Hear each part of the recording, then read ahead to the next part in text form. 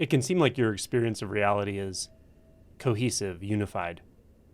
But in truth, there are multiple components of consciousness, of experience that are fastened together to the conglomerate or what feels like the homogeneous experience of your perception, of your consciousness in this moment.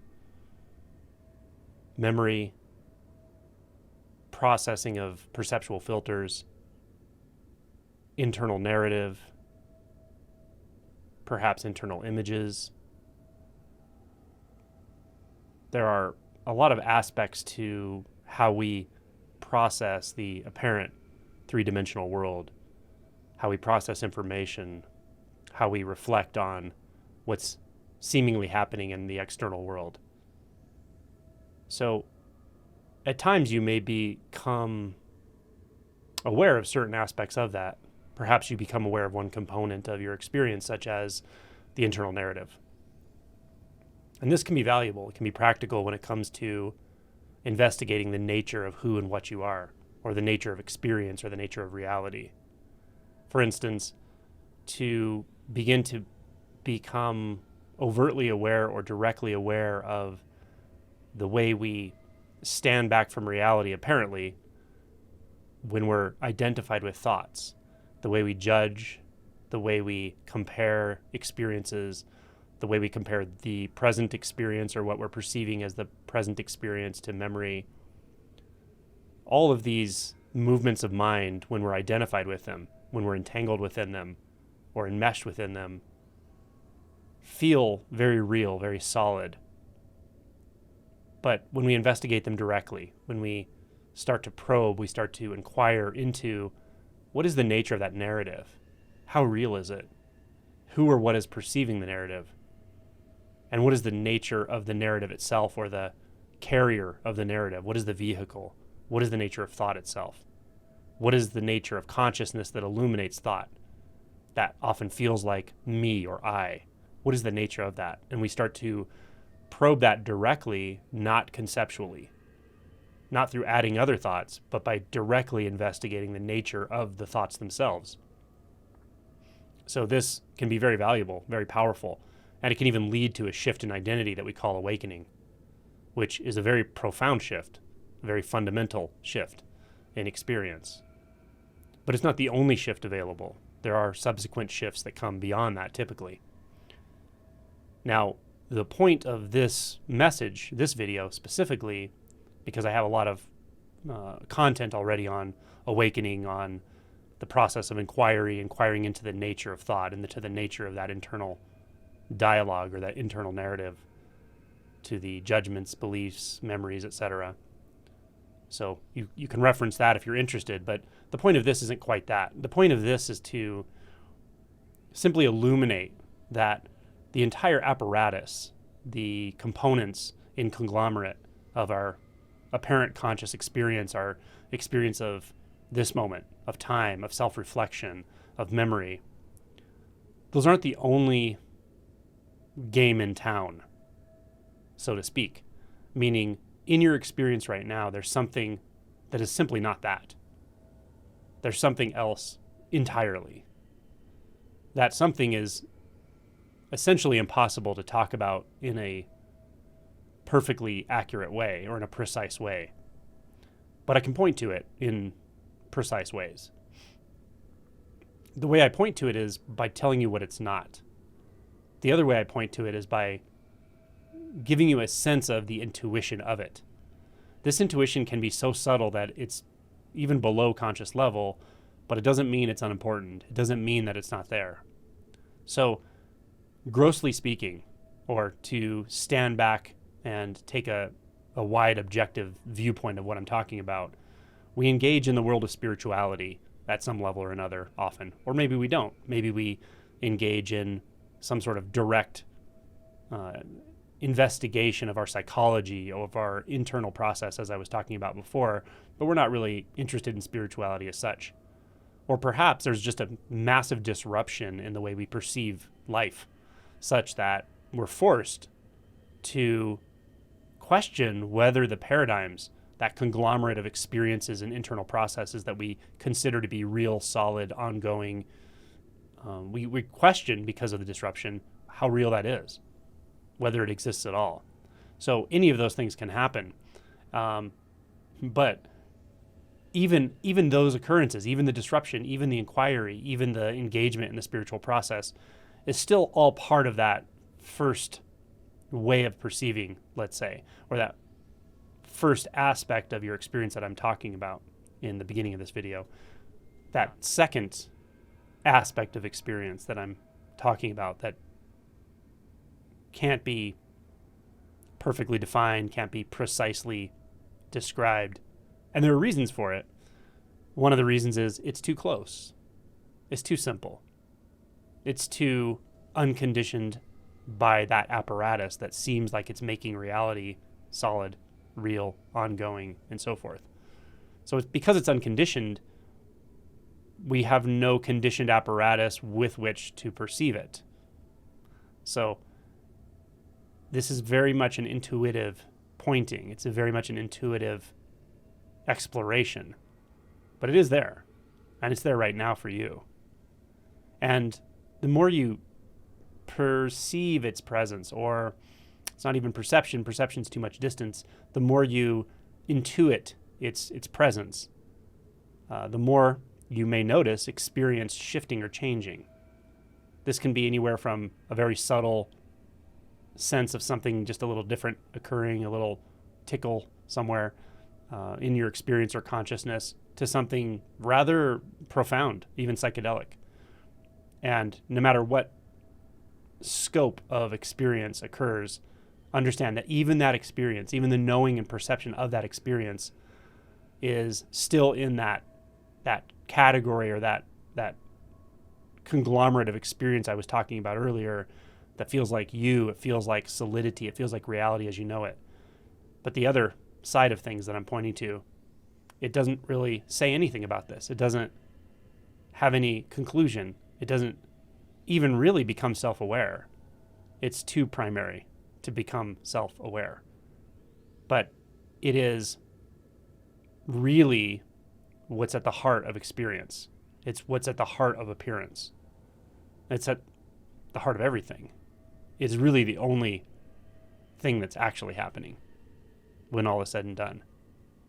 And it's, in one sense, infinitely powerful, because to touch into it, to acknowledge it, to sense it in the way I'm pointing right now,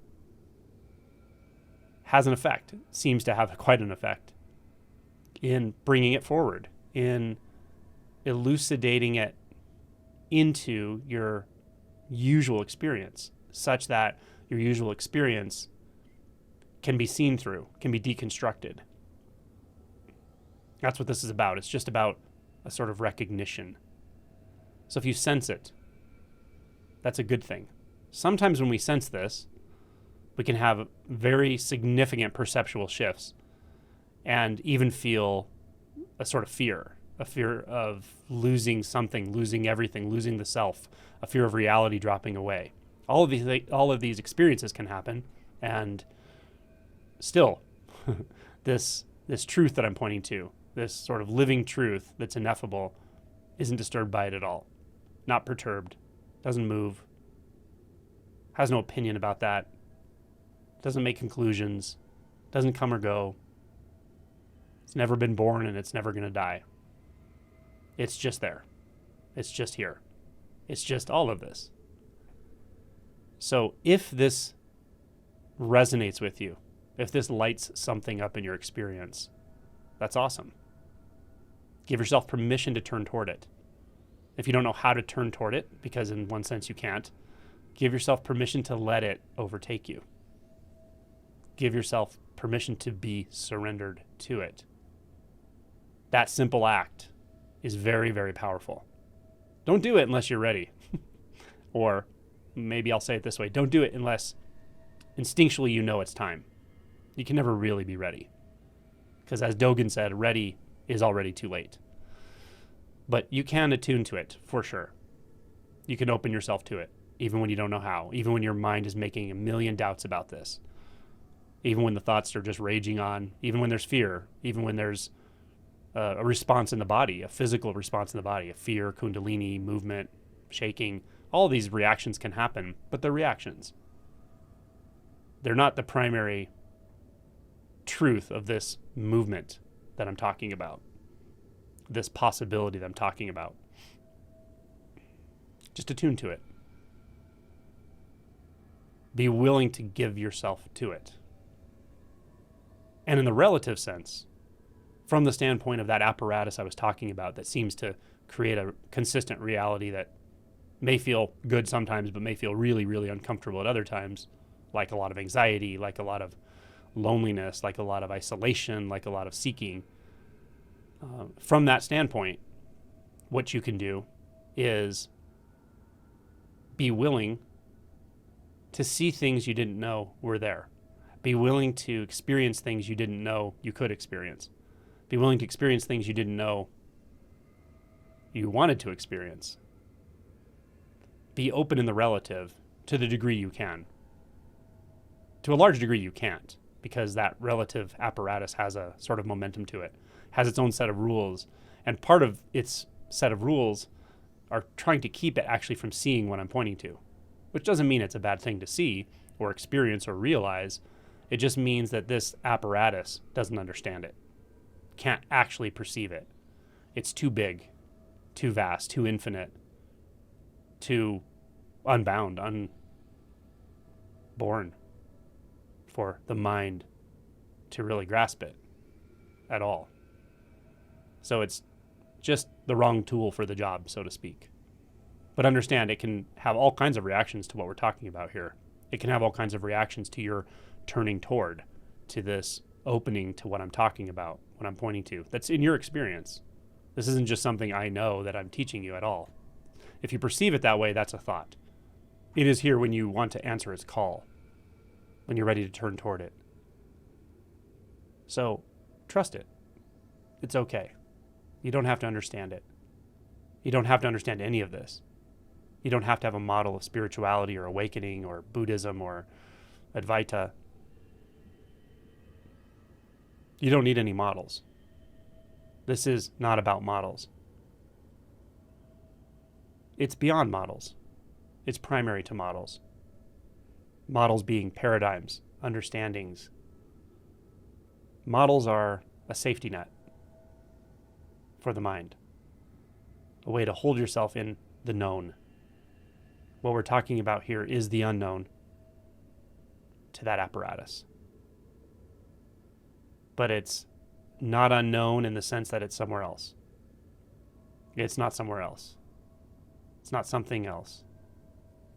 You don't have to find it. You don't have to move toward it. If you move toward it, it's it moving toward it. Or nothing's moving toward anything, and a thought is just saying that. It's already the case. So there's nowhere to go. Nothing to try to achieve here. There's no practice needed. There's no shift needed. There's no insight needed. Those are all ways of talking about this from the relative perspective. All of those experiences can happen.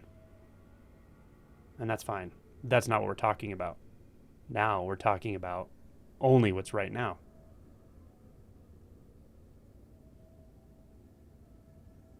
It's in the sense fields. It's what is right in front of your face. It's the sound.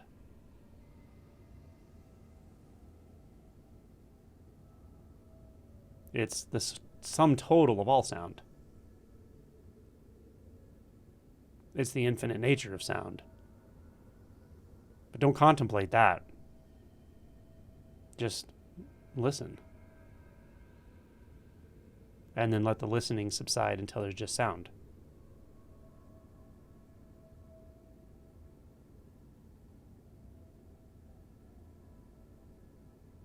That's surrender. Or notice the thoughts, thinking about what I'm saying. or distracting from what I'm saying, just notice them.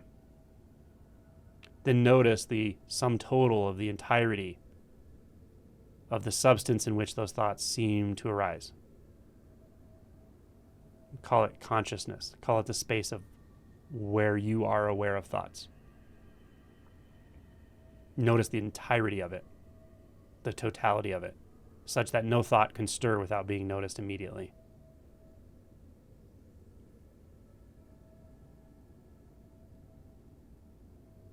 That's also it. The quality of experience is there. The quality of experience, when we don't differentiate experience, is here. That's it. The moment we try to grasp it, we're believing a thought. The moment we think we have it, we're believing a thought. The moment we think we lost it, we're believing a thought.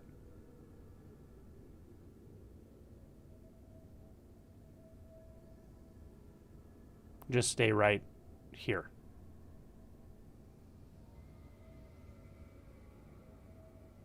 Even staying doesn't make sense here.